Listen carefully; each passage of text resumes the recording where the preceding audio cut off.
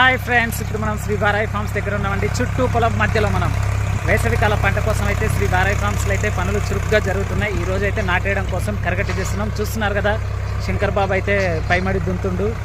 ఆడ కింద మడి ఆల్రెడీ దున్నేసినాము. కొంగ బావులు కూడా వచ్చేసాయి. కింద మన ప్రకృతి వ్యవసాయం కోసం, ఇంటి అవసరాల కోసం ఉంచుకున్న ఎర్ర దుబ్బ మీద అయితే తెల్లగా కొంగలు చూడండి, ఏదో చెట్లు నాటినట్టుగా ఎలా నిల్చున్నాయో.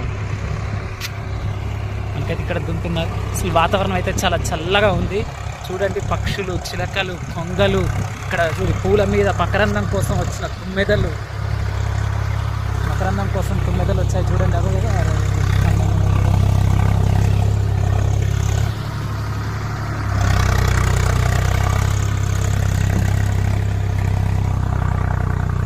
పువ్వుల మకరందం కోసం వచ్చిన తుమ్మెదలు.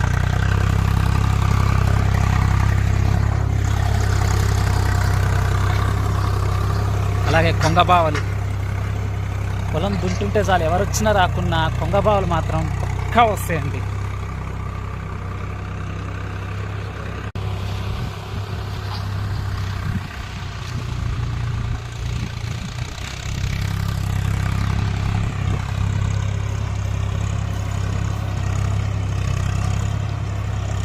నాటేసేటప్పుడు కూడా మీకు చూపిస్తాను. నెక్స్ట్ వీడియోలో మిస్ అవ్వకుండా ఎలా నాటేస్తారు, ఏమేమి నాటేసి చూడాలనుకుంటే నెక్స్ట్ వీడియోలు కూడా చూడండి.